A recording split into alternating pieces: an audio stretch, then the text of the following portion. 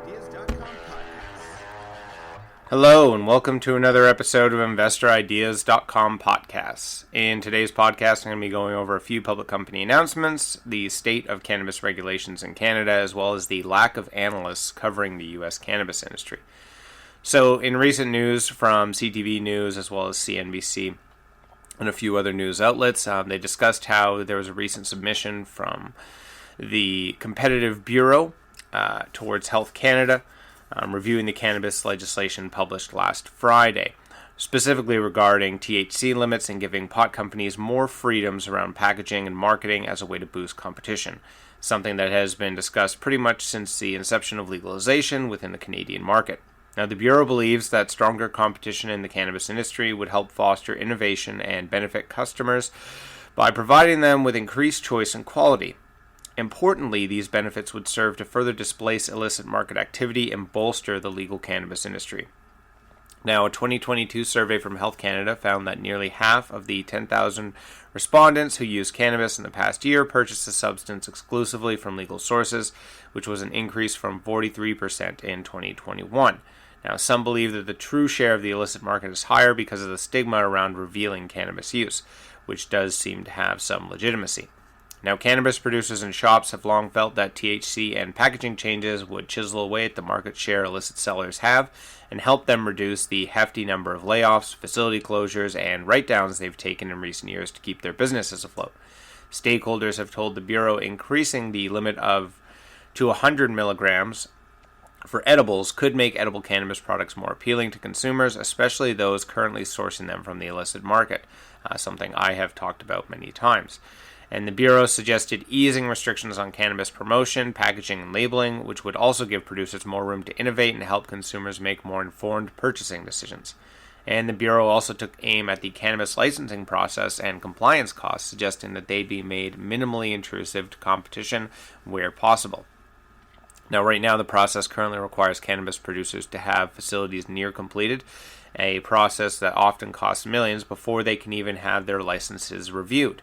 And then there are lengthy and costly security requirements and annual regulatory fees. By minimizing the regulatory burden of the licensing process and reducing compliance costs where possible, decision makers can reduce barriers to entry and expansion, as well as to stimulate even more effective competition. Now, rounding out the recommendations was a suggestion regarding excise duties, an area outside the panel reviewing the Act's purview. Now, the duties are imposed on products where they are delivered to buyers. So for dried and fresh cannabis plants and seeds, as well as the product itself, they amount to a higher of $1 per gram or 10 cents per gram fee. For edibles, extracts, and topicals, it's a flat rate based on the number of milligrams of total THC in the product, and there are additional duties in Alberta, Nunavut, Ontario, and Saskatchewan. Now, the total number of unpaid cannabis excise duties has risen since legalization, and the Bureau has found that as of September of 2022, 66% of licensees required to remit excise duties had an outstanding debt with the Canadian Revenue Agency. Many stakeholders interviewed by the Bureau raised Canada's excise duty framework and excise duty rates specifically as a major barrier to competition in the cannabis industry, the submission said. And these stakeholders told the Bureau that the current excise duty regime makes profitability and viability in the industry very challenging. So obviously there's been a lot of financial reports and different events within the Canadian industry that obviously support a lot of these discussions here and also show the obvious downsides of not changing these regulations to be more favorable for the legal industry. This is something that Canada has faced very heavily. This is also the same thing going on in California to a different scale, but still a lot of the same problems. When you're looking at high taxation, you're looking at a high cost for barrier of entry for new businesses. This also tends to exclude lots of small to medium-sized cannabis producers or operators from really entering in because they have to wait for a certain amount of time to basically gain enough finances to be able to create their facilities so they can get it into the review process. And the biggest thing that everyone talks about in both of these markets, whether you're looking at Canada or California, is that this allows the illicit market to compete sort of unevenly with the illegal market. And this is why the illicit market continues to thrive, is because they have unfair competitive advantages over the legal market. And until we start addressing those challenges, there's really not going to be a chance for the legal market to completely overtake the illicit market.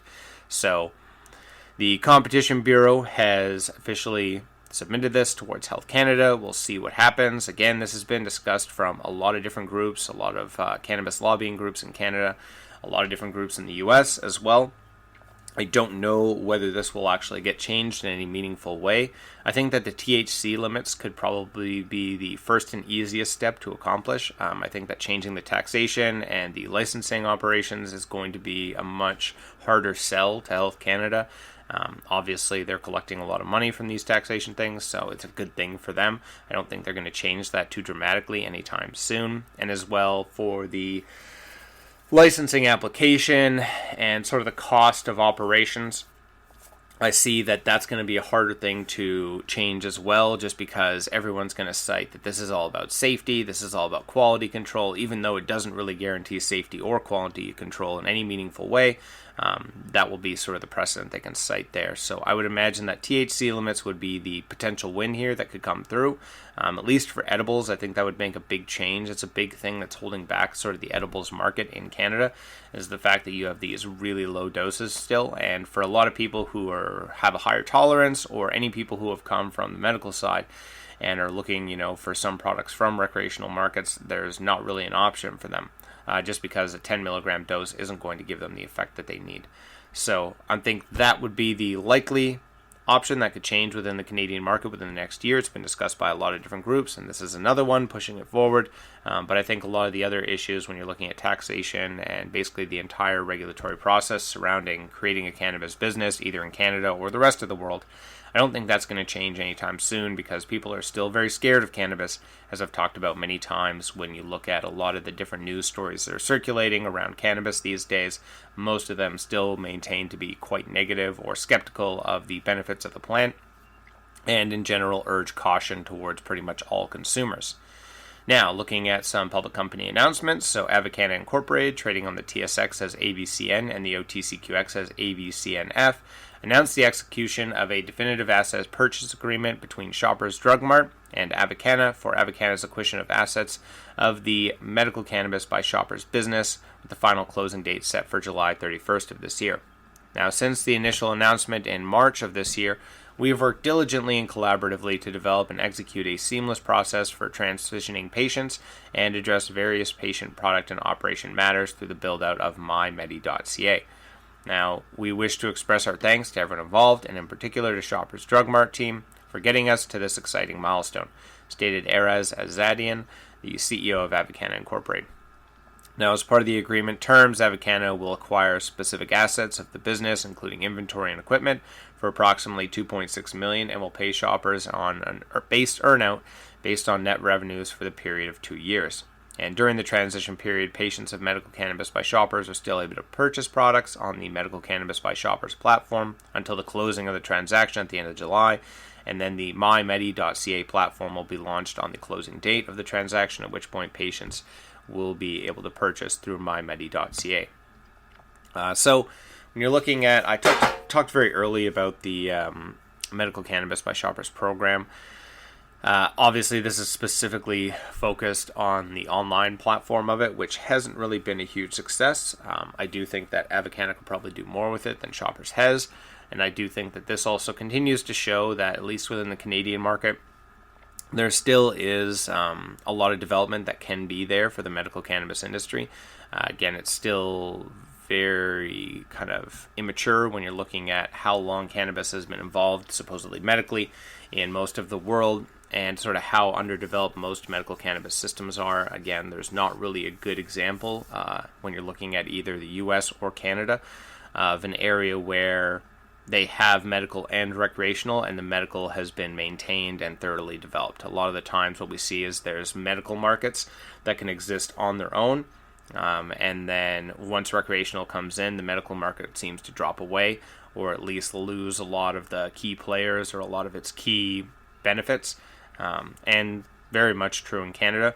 So I do think it's interesting to see that they've acquired the Medical Cannabis by Shoppers Drug Mart. I think it'll be much better potentially as mymedi.ca with AVCN. I think they seem more motivated to actually expand it out and do more with it. And there's a lot of Canadian businesses now that are starting to turn back to medical because they do realize that this is an underserved market and that there is a lot of potential here if they're willing to do the work and get things done and sort of built out within that system. I was very optimistic about the Shoppers Drug Mart sort of system that was going to be in place in Canada. We didn't really see it materialize into much. I don't believe that there's a huge amount of patients who are going to Shoppers Drug Mart regularly, and I know not a lot of them are buying through the online platform either. So that is why I think it will be beneficial to move to a different company. But definitely something to pay attention to in both the US and Canada is the continued development of the medical market. I think it's still a very underserved market. I know a lot of people are focusing on recreational, but within the recreational market, there are a lot of different limitations and also a lot of different competition factors.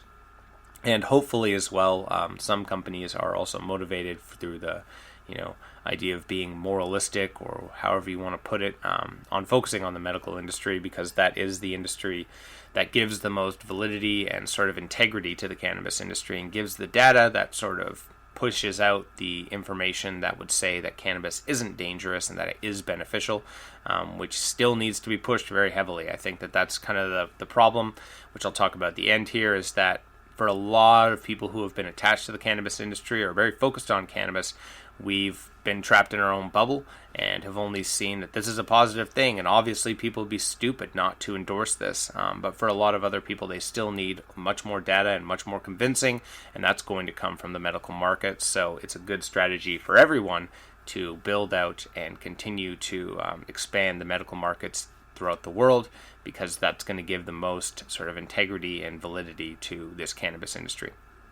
Next, looking at Fire and Flower Holdings Corporation, trading on the TSX as FAF and the OTCQX as FFLWF, who announced it's engaged a financial advisor to assist the company with reviewing strategic options, including financing options. Now, as disclosed in the company's interim financial statements and management discussion and analysis released on May 15th, the company will require additional financing and is actively pursuing financing options to raise additional capital in order to fund its operations, meet its future growth targets, and continue to operate as going. So there's no assurance that these initiatives will be successful, timely, or sufficient. And you can read more on the company's SEDAR profile or go to their website at investors.fireandflower.com. Now, this relates to the last bit, which is that in a recent MD Biz article, apparently fewer research analysts are covering the U.S. cannabis industry, which experts say reflects the challenging economic headwinds facing the industry, including high taxes, high interest rates, rock-bottom stock prices, and the slow pace of federal MJ reform. So again, things that I already talked about many times before, as well within the Canadian landscape. But essentially, overall, you're seeing that because the industry is being hit from so many different angles, so because of high taxations, a lot of these companies are having trouble basically maintaining operations. So a lot of them are looking to every source possible for financing. A problem there is in the U.S., because of federal restrictions, there isn't a lot of options for financing, so they are having to go to sort of less ideal sources most of the time or make riskier business decisions. The talk about safe banking has been something that's been discussed for a long time. That would be a massive benefit to the industry, and no matter how many times it's talked about, nothing actually happens, though. And that's a big problem, because none of these companies can get traditional financing. And even, for example, a Fire and Flower Holdings Corporation, they're mainly based in Canada, but they are moving some of their assets into the U.S. But even for them, continuing to get financing, continuing to get what they need to expand their business, to deal with the high taxation, to deal with the high overhead of running their operations is difficult. And because a lot of these stocks have tanked over a long time, because it's mainly just retail investors, most of these companies now aren't able to get sort of the traditional funding even through investors, because most of the investors have kind of lost interest in a lot of ways. And because investors have lost interest, so have the analysts. So New York-based Cantor Fitzgerald and Cohen are among the most notable financial services that have dropped from covering the U.S. plant-touching cannabis companies. It speaks to the unhealthy state of our industry. Jesse Redmond, the managing director of the cannabis sector and head of research at Florida-based Water Tower Research, told MJ Biz Daily. Now, the advisor shares per U.S. Cannabis ETF, which tracks major U.S. cannabis stocks under the symbol MSOS, has fallen to just over $5 from a high of more than $56 in February of 2021. And in addition, cannabis companies are increasingly turning to debt financing rather than equity raises, which means that there's a smaller audience for research. Again, this speaks to Fire and Flower Holdings Corporation looking to engage a financial advisor to find different financing solutions, not wanting to go to possibly debt financing, not wanting to go to some of the other options that have failed with a lot of these companies. And without the activity, there aren't the revenues to justify paying the person to write the research. So there was New York-based Cantor Fitzgerald, which has dropped covering U.S. marijuana companies. New York-based Cohen, which was recently acquired by TD Bank, has no longer covering the U.S. cannabis companies. And John DeCourcy, who is a former analyst covering the cannabis industry, is no longer with financial services firm BTIG. And he is now the head of investor relations at Florida-based multi-state cannabis operator Air Wellness, according to DeCourcy's LinkedIn profile. But essentially, a lot of the people who used to be covering this are not covering it. Obviously, there still are some analysts covering the sector. But a big issue is the fact that there's been a lot of early optimism, talking about the Safe Banking Act, talking about changes that could happen in the U.S., talking about, federal decriminalization. None of those things have actually happened, and a lot of them have just been sort of a bait and switch over and over again. And I think for a lot of the retail investors who are involved in this, most of them made their money early on, and some of them have moved on to other sectors. Some of them are still holding on to some of their assets and just sort of waiting it out to see when any sort of meaningful change happens to the industry. And there's a lot of different a lot of different problems that are affecting the industry. And as you can see, all of these problems kind of lead into the other one and create this system that basically starts eating itself. And obviously, if you've been paying attention to the sector, you're not confused about what's going on within the cannabis industry. You've seen a lot of these companies have their stocks pretty much tank over the last couple of years. They've had obviously some good moments, but in general, even though a lot of these companies are continuing to get higher revenue, they are getting higher sales, they are expanding into bigger markets, they just have such a high overhead. They're struggling with maintaining financing. They're struggling with a lot of different things that even with some of those positive numbers, all of the negative factors kind of cancel that out. And we're seeing this, that relates always to the stock prices. And because the stocks really don't show a lot of interest, analysts aren't showing interest, and that also gets less interest from investors, and even less interest from basically the entire news industry, which now, again, is mostly just putting out news articles that are kind of trash pieces about, how cannabis is possibly linked to dangerous things, how, there's all of these half-assed research studies that show, it could lead to schizophrenia, it could lead to an increase in depression, could lead to an increase in this, even though there's just an insane amount of studies and data out there that show that these are actually things that cannabis can help treat, not things that they help cause in people. So definitely not looking great right now for the summer for cannabis, but hopefully things can turn around as a few more companies do improve their finances by just being more strategic with their operations, looking at different market shares they can enter into, looking at different product development. But at some point, really, we're kind of hitting a stall where regulations will need to change in some certain states or in Canada. Federal changes within the U.S. would be the biggest thing, and I think until you really see that, the industry is going to continue to be quite stagnant, which is obviously there's a good time right now for long-term investors of the industry to be buying into some of these companies that they think can last through this storm. And obviously, if there is any meaningful change to safe banking, to federal decriminalization in the U.S., a lot of those stocks are going to rally quite aggressively. So there definitely is a good strategy there for long-term investors, but when it comes to short and mid-term investing, the cannabis industry does not look that great right now, and because of that, you're losing a lot of interest from a lot of different people, which is creating this sort of snowball effect, which is quite unfortunate to see. So that's all for today's podcast. Enjoy the rest of your day. That's all for today's podcast. Podcast is now a certified word trademark on the blockchain through Cognate Incorporated's CM certification. InvestorIdeas.com podcasts are also available on iTunes, Spotify, Google Play Music, Stitcher, iHeartRadio, Spreaker, and TuneIn. If you'd like to be a guest or sponsor of this podcast, please contact InvestorIdeas.com. Investor Ideas reminds all listeners to read our disclaimers and disclosures on the investorideas.com website, and this podcast is not an endorsement to buy products or services or securities. Investors are reminded that all investments involve risk and possible loss of investment. Investor Ideas does not condone the use of cannabis except where permissible by law. Our site does not possess, distribute, or sell cannabis products.